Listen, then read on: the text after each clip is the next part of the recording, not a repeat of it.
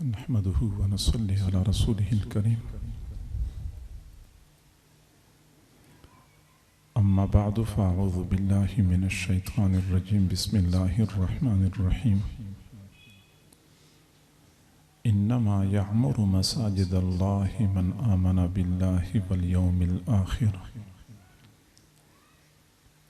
وقال رسول الله صلى الله عليه وسلم: إذا رأيتم أحدا يتعاهد مسجدا فاشهدوا له بالإيمان، أو كما قال عليه الصلاة والسلام. صدق الله العظيم وصدق رسوله النبي الكريم، ونحن على ذلك لمن الشاهدين والشاكرين، والحمد لله رب العالمين.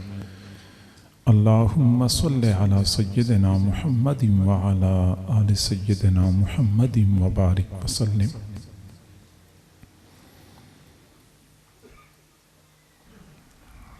انسان کی یہ فطرت ہے کہ وہ جس سے محبت کرتا ہے تو اس کو دیکھنے کے لیے بےتاب ہوتا ہے. اس کی کوشش ہوتی ہے کہ میں اپنے محبوب کو دیکھوں، بار بار دیکھوں اور دیکھتا ہی رہوں. اور اگر کوئی صورتحال ایسی بن جائے کہ اپنے محبوب کا دیدار ممکن نہ ہو تو محبوب کی نشانیوں کو دیکھ کر اپنے دل کو تسکین پہنچانے کی کوشش کی جاتی ہے.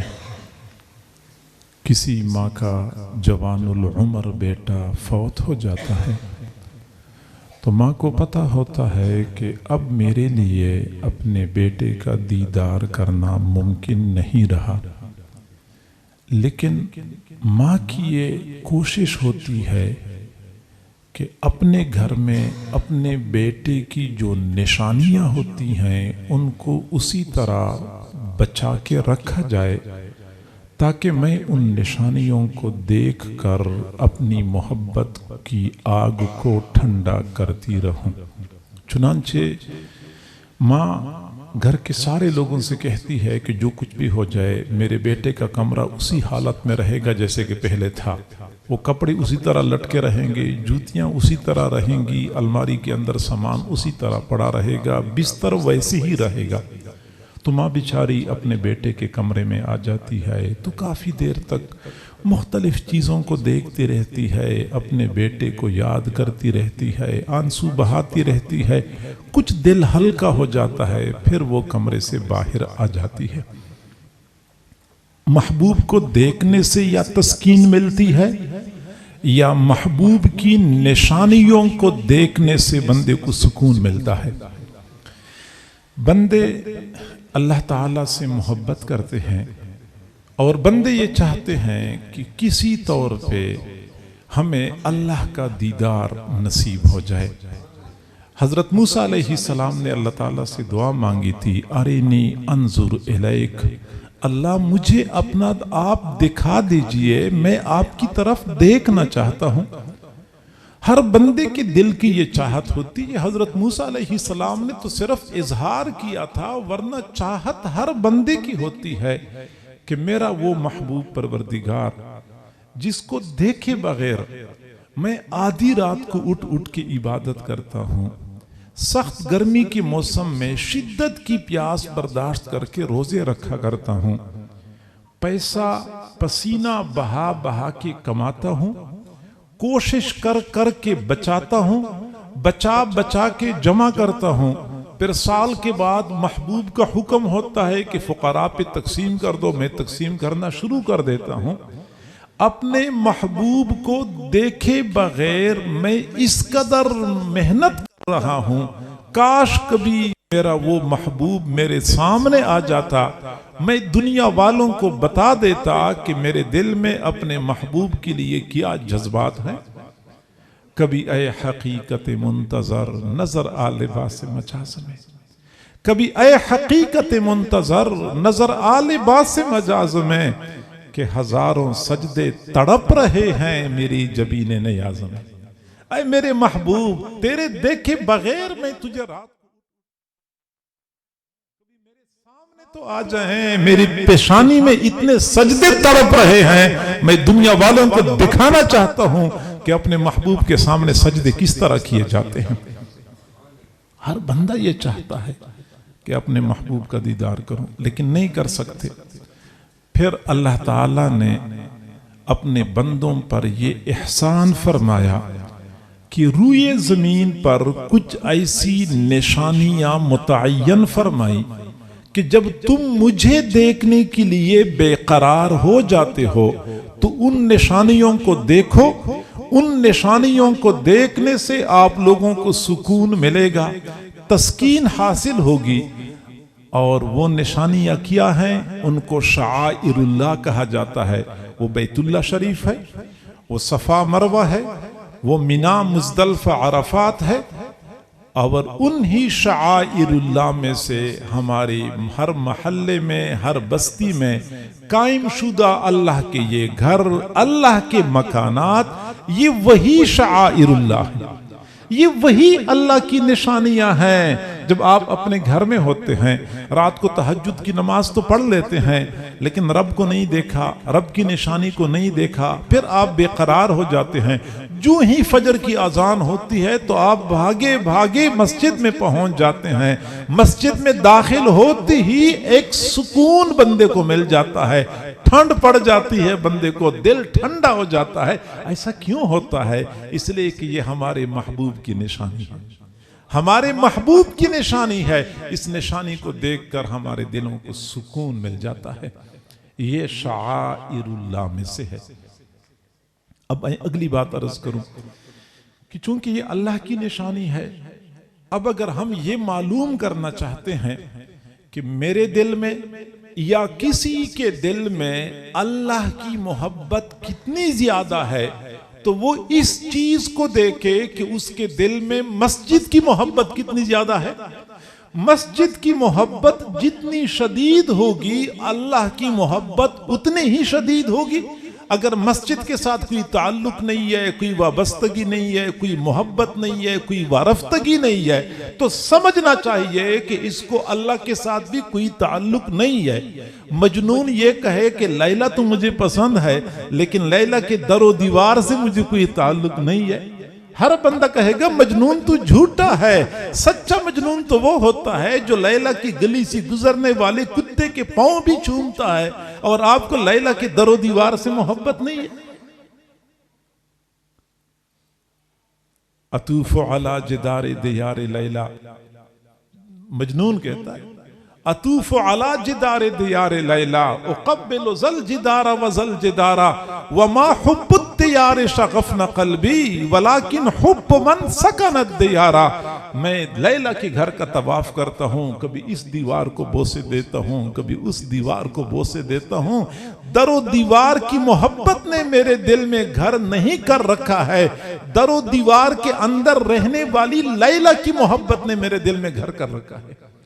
تو جب ہم مسجد کے ساتھ محبت کرتے ہیں، حقیقت میں ہم مسجد کی اینٹوں سے محبت نہیں کرتے، مسجد کے پتھروں سے محبت نہیں کرتے۔ اس مسجد کو ایک نسبت حاصل ہے اللہ کے ساتھ، اس نسبت کی بنیاد پہ ہم مسجد سے محبت کرتے ہیں۔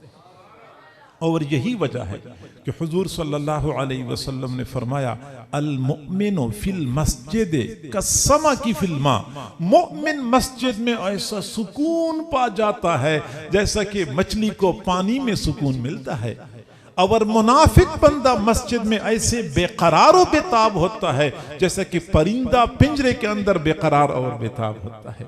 اگر آپ نے اپنے آپ کا جائزہ لینا ہے کہ آپ کے دل میں اللہ کی محبت کتنی ہے، تو یہ دیکھ لیں کہ اللہ کے در و دیوار کی محبت کتنی ہے۔ محبت شدید ہے تو اللہ کی محبت شدید، اگر محبت میں کمی اور کوتاہی ہے تو ماننا چاہیے کہ دل میں اللہ کی محبت نہیں ہے۔ اور یہی وجہ ہے کہ ہم اگر اپنے اکابر کی تاریخ کا مطالعہ کریں، اسلاف کی تاریخ کا مطالعہ کریں، یا پھر ہم حضرات انبیاء کرام کی تاریخ کا مطالعہ کریں، تو ہم پر یہ حقیقت کھل جاتی ہے کہ ان حضرات کو اپنے گھروں سے زیادہ اللہ کے گھر کے ساتھ محبت اور وارفتگی تھی۔ حضرت آدم علیہ السلام کو زمین پہ اتارا گیا، زمین پہ آئے، سب سے پہلے اپنا گھر نہیں بنایا، اپنی اہلیہ حضرت حوا علیہ السلام کے لیے پہلے کوئی گھر، کوئی جھونپڑی، کوئی جگہ نہیں بنائی، سب سے پہلے روئی زمین پر انہوں نے اللہ کا گھر بنایا۔ حضور صلی اللہ علیہ وسلم مکہ مکرمہ سے مدینہ منورہ تشریف لے گئے، تو مدینہ منورہ میں آپ کے لیے بہت سارے بڑے بڑے کام آپ نے کرنے تھے۔ ایک تو یہ کہ آپ کے پاس مہاجرین کے لٹے پٹے قافلے پہنچ گئے تھے، جن کے پاس اپنے گھر نہیں تھے، خیش قبیلہ نہیں تھا، کام کاروبار نہیں تھا۔ ان مہاجرین کو مدینہ میں بسانا، آباد کرنا، یہ مستقل ایک کام تھا۔ مدینہ منورہ خود بن امنی کا گڑھ بنا ہوا تھا، اس کو امن و امان کی طرف لانے کے لیے یہود اور مشرکین اور مؤمنین کے درمیان معاہدات کرنے تھے، یہ کام آپ کا تھا۔ دوسری جانب مدینہ منورہ کو باہر کے حملوں سے بچانا تھا، یہ ایک اور اہم کام تھا۔ لیکن حضور صلی اللہ علیہ وسلم نے سارے کاموں کو پیچھے کر دیا۔ سب سے پہلے مدینہ منورہ کے پاس قباء مقام پہ اللہ کے گھر کی بنیاد رکھی، سب سے پہلے اللہ کا گھر بنایا۔ گویا کہ حضور صلی اللہ علیہ وسلم نے اپنے عمل سے یہ ثابت کر دیا کہ اسلامی معاشرے میں مسجد ہماری اولین ضرورت ہے۔ ہمارے اپنے گھر سے زیادہ ضرورت مسجد کی ہے، ہماری دکان اور مارکیٹ سے زیادہ اہمیت اور اولین ضرورت مسجد کی ہے، کیونکہ مسجد ہدایت کا مرکز ہے۔ مسجد کی بدولت ہماری ایمان نے محفوظ ہونا ہے، اس لیے آپ صلی اللہ علیہ وسلم نے سب سے پہلے مسجد کی بنیاد رکھی۔ اور صرف یہ نہیں کہ آپ نے صحابہ کو حکم دیا کہ تم مسجد بناؤ، نہیں، بلکہ آپ نے اپنے عمل سے ثابت کر کے دکھایا کہ مسجد جب بنتی ہے، محبوب کا گھر بن رہا ہوتا ہے، تو محبین اور عشاق کس قدر محبت کا اظہار کرتے ہوئے مسجد کی تعمیر میں حصہ ملاتے ہیں۔ چنانچہ حضور صلی اللہ علیہ وسلم ابھی بالغ نہیں ہوئے تھے کہ مکہ مکرمہ میں بیت اللہ کی تعمیر ہو رہی تھی، بیت اللہ کی تعمیر ہو رہی تھی۔ اس وقت آپ چھوٹے تھے، چنانچہ لوگ بیت اللہ کو بنانے کے لیے پتھر لا رہے تھے۔ آپ کو نہ نبوت ملی تھی، نہ آپ کو نئے دین اسلام کے بارے میں کوئی معلومات دی گئی تھی، لیکن بیت اللہ بن رہا تھا۔ چنانچہ آپ خود پہاڑ پہ جاتے تھے اور پہاڑ سے پتھر اٹھا کے اپنے کندھے پہ رکھتے تھے۔ بخاری شریف کی روایت ہے، بیت اللہ میں لے کے آیا کرتے تھے، بیت اللہ میں مستری لگے ہوئے تھے اور پتھر رکھ رہے تھے۔ چنانچہ حضور صلی اللہ علیہ وسلم نے ایک چادر باندھی ہوئی تھی، اوپر قمیض بھی نہیں پہنے ہوئی تھی، قمیض تھی نہیں، اوپر کوئی چادر بھی نہیں اوڑی ہوئی تھی، اور جب کندھے کے اوپر پتھر لاتے تھے تو آپ کے نرم و نازک کندھے پتھروں کی وجہ سے چھل گئے تھے۔ لیکن آپ نے بیت اللہ کی تعمیر میں اس انداز سے حصہ ملایا تھا۔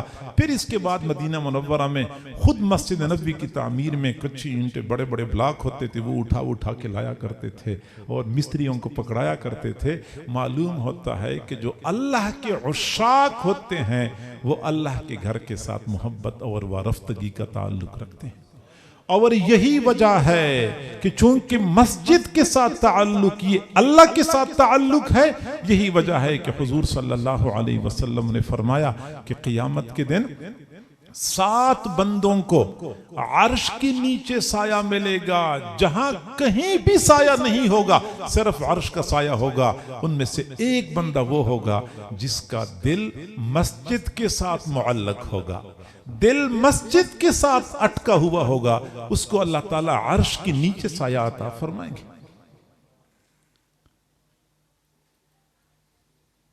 ہم تصور کر لیں کہ قیامت کا دن، یہ سورج ایک نیزے کے برابر آ چکا ہوگا۔ ابھی تو فروری کا مہینہ ہے، دن کے وقت جب سورج اپنی جوبن پہ ہوتا ہے فروری میں، 5 منٹ کے لیے ہم دھوپ کی طرف رخ کر کے بیٹھ جائیں ہمارا حال برا ہو جاتا ہے۔ تو جب یہ سورج ایک نیزے کے برابر آ چکا ہوگا، زمین پیتل کی بنی ہوئی ہوگی، انگاری کی طرح سرخ ہو چکی ہوگی، کہیں سایہ نہیں ملے گا، تو ان حالات میں کچھ سعادت مندوں کو جو عرش کے نیچے سایہ ملے گا، ان میں سے ایک وہ بندہ جس کا مسجد کے ساتھ تعلق ہوگا، مسجد کے ساتھ وابستہ ہوگا۔ تو ہمیں چاہیے کہ اس دن کی گرمی سے بچنے کے لیے آج مسجدوں کے ساتھ اپنا تعلق مضبوط بنائیں، مسجدوں کے ساتھ اپنا تعلق مضبوط بنائیں، اور یقیناً یہی ہماری ایمان کی حفاظت کا ذریعہ ہے۔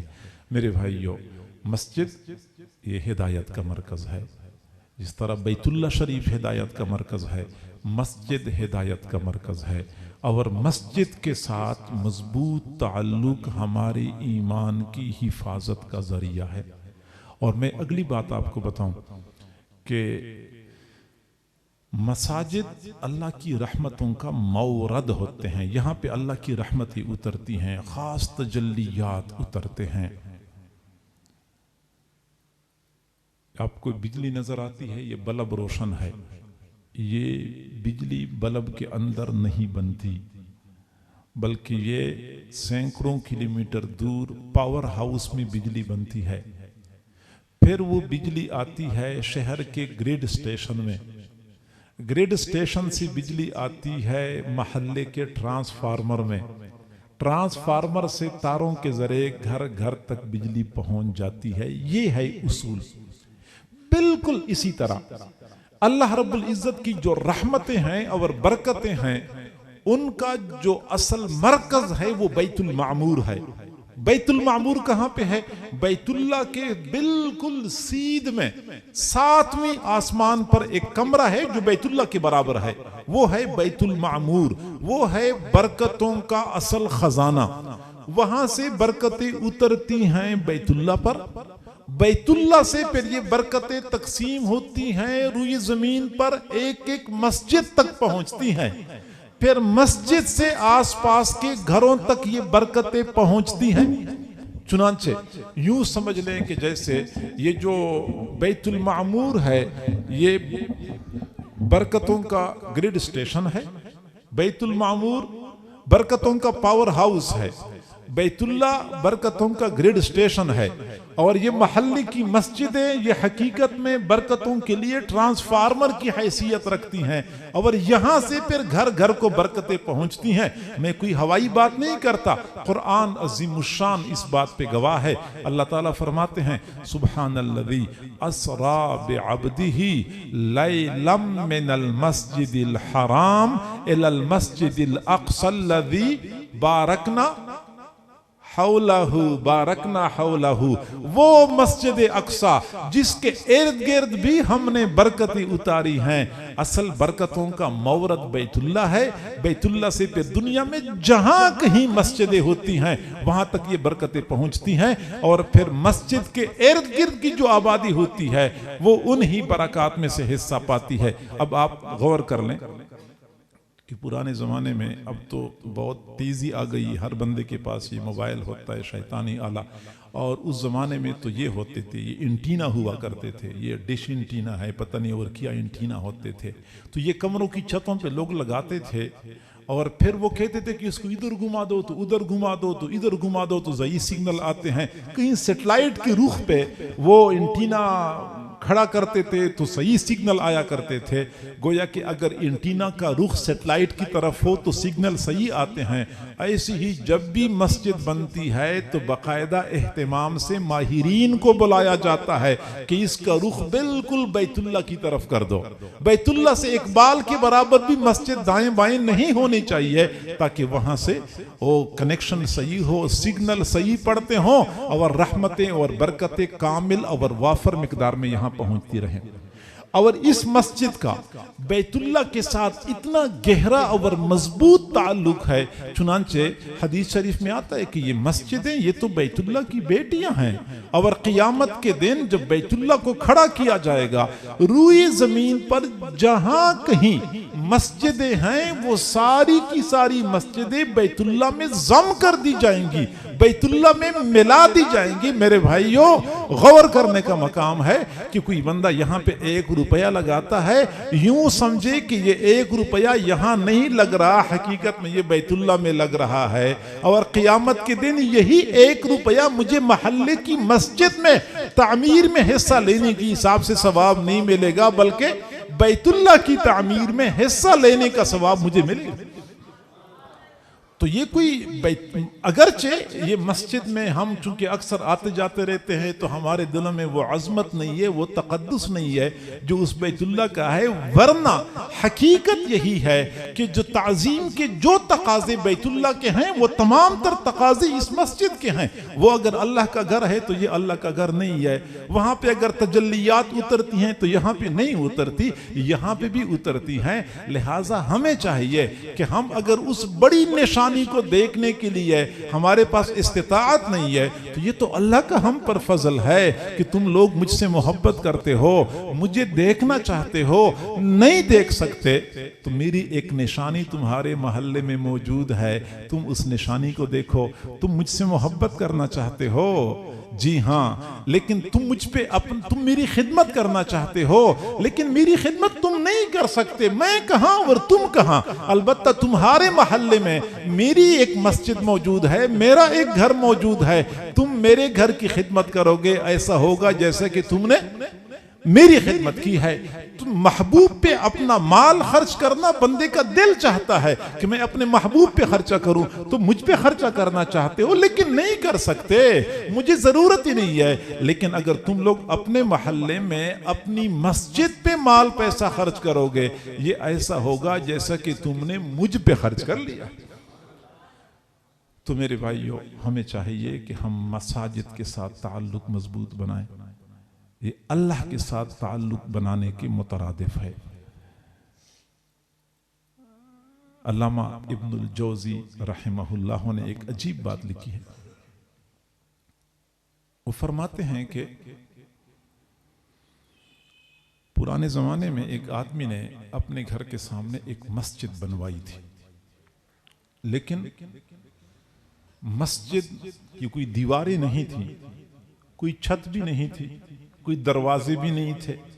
مسجد ایسی بنائی تھی کہ اپنے گھر کے سامنے اس نے 7 پتھر ایسے رکھے ہوئے تھے کہ وہ 7 پتھر اس بات کی نشانی تھی کہ اس کی درمیان والی جگہ مسجد ہے، یہ اس کی مسجد تھی، اس میں یہ عبادت کرتا تھا۔ فوت ہو گیا تو کسی نے خواب میں دیکھا، پوچھا کیا بنا؟ اس نے کہا کہ میرے اعمال تو اتنے اچھے نہیں تھے اور میرے بارے میں تو فیصلہ ہو گیا کہ جہنم میں لے جاؤ۔ اب جب فرشتوں نے مجھے پکڑا جہنم کی طرف لے جانے کے لیے تو ایک دروازے پہ مجھے لے گئے، اب جب مجھے لے گئے تو وہ جو 7 پتھر میں نے رکھے تھے نا، ان میں سے ایک پتھر میں نے وہیں پہ دیکھا، اتنا بڑا ہو چکا تھا، جہنم کا دروازہ ہی بند کیا تھا۔ فرشتوں نے کہا کہ نہیں، یہ دروازہ تو بند ہے، تو اگلے دروازے پہ لے جاؤ۔ جب مجھے اگلے دروازے پہ لے گئے، میں نے دیکھا وہاں ایک اور پتھر موجود تھا، وہ جو میں نے دنیا میں رکھا تھا وہ پتھر وہاں پہ اتنا بڑا ہو چکا تھا۔ فرشتوں نے کہا یہ دروازہ بھی بند ہے، تو اگلے دروازے پہ لے جاؤ۔ وہ 7 پتھر جہنم کے 7 دروازوں کے درمیان موجود تھے اور اتنے بڑے ہو چکے تھے کہ جہنم کے دروازے ہی میرے لیے بند کر دیے تھے۔ تو مسجد کی تعمیر میں حصہ لینا، انما یعمر مساجد اللہ من آمن باللہ والیوم الآخر، جی ہاں، دل میں اللہ پر ایمان ہے، روز آخرت پر ایمان ہے، تو ایمان تو بندے کو محبت پر مجبور کرتا ہے۔ جب محبت ہے تو اپنے محبوب کا گھر، بندے کو بیوی سے محبت ہوتی ہے، اس کا جی چاہتا ہے کہ میں اپنی بیوی کے لیے اتنا خوبصورت گھر بناؤں، اپنی بیٹی سے محبت ہے، بیٹے سے محبت ہے تو خوبصورت ترین گھر بنانا چاہتا ہے۔ تو اگر اللہ سے محبت ہے تو پھر اللہ کا گھر بھی زیادہ خوبصورت اور آراستہ و پیراستہ ہونا چاہیے۔